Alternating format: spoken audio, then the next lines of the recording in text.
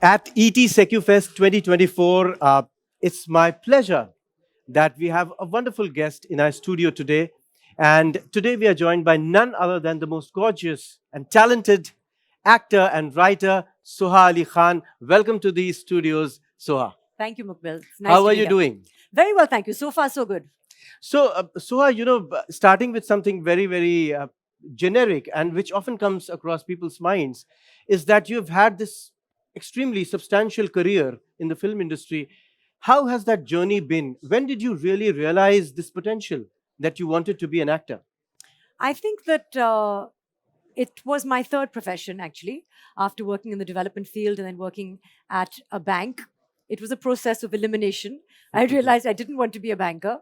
I did enjoy acting in plays, and I thought that acting in films would be similar, but it wasn't. So it was a bit of a learning experience for me, but I suspect that it has something to do with my family, growing up around actors and really watching them have so much fun. It is a world, I think, that is not easy. There is a glamorous side and there's a side which is a lot of hard work, a lot of heartbreak. But I think if you have tough skin and if you have some talent, if you work hard and if you have perseverance, then you can make a niche for yourself, certainly. Absolutely. So you've spoken about how you grew around actors. Does it help in the grooming of an actor, or does it help in resurrecting a career in acting? I think that it certainly opens up doors. I can't Correct. deny that. I think it would be similar in any field that you belong to. True. If you come from a corporate background, if you come from a sports background, it helps to know people. Contacts are always very helpful, but people don't want to waste their time or money. So Correct. I think that it may have introduced me to people, but I think that when you see my career, people will understand that it is completely independent of my family members. And I don't think that you can last long if you don't have something to offer that is worthwhile and that is of your own.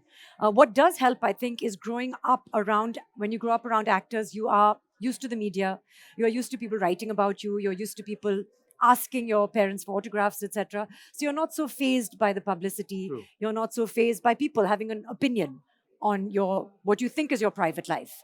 So I think that was something that was not challenging for me. Right.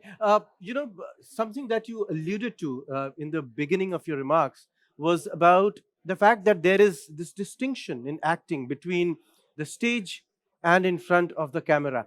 I also write and direct plays at Right. times, yes, and I've been on the stage also at times. Uh, so, how would you really pinpoint the key differences between the acting that you observed, in the way you present yourself in front of a camera vis-a-vis, say, on the stage?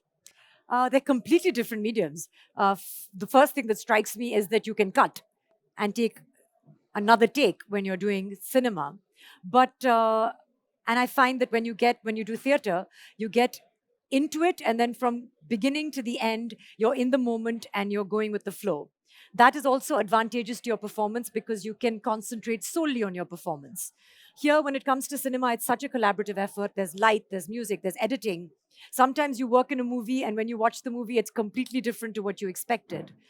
Your role is completely different to what you expected. The impact is completely different to what you expected.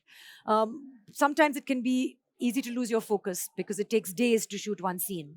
Sometimes you pick up a scene months later when you do patchwork, or if there's, COVID that hits you. So, all of those things are just, they lend themselves to different mediums. But what I love about cinema is that you can be completely subtle. You can whisper, you can just, a flutter of an eyelash can be captured now with these high definition cameras and close up lenses. I think that that's beautiful. Of course, I mean, on stage, even the whisper has to be loud enough Yes, for it to exactly. be heard by the Exactly. last person sitting. That's an extremely interesting example coming from you. But which one do you like more? It's difficult to choose, therefore I think, especially in the West, you see that people still keep their feet in theater. True. And perhaps some theaters, rightly so, are a little snobbish about being theater actors as opposed to film actors. And a lot of people say about film acting, oh, it's much easier. You just stand when the director tells you to stand, you do what they tell you to do, and you're sort of managed. But I certainly respect theater actors. But I have a huge amount of respect for film actors. I don't think it's very easy to compare the two.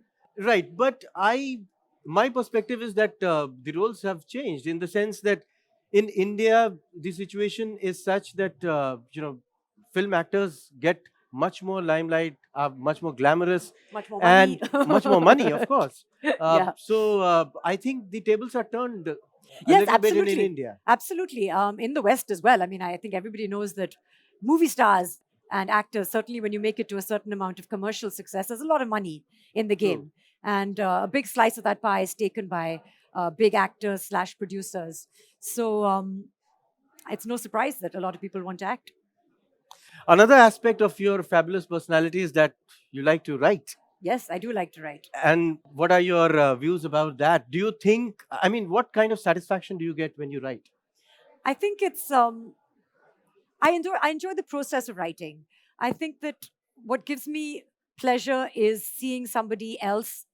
Case in point, my biggest critics, my mother, my husband, my brother, my sister, when they read what I've written and it appeals to them, it makes them laugh because I usually have a lot of humor. I'd like to have humor in my writing.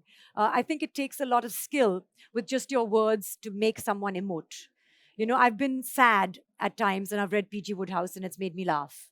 I've been happy and something has moved you to tears just by the sheer force of someone's command over language.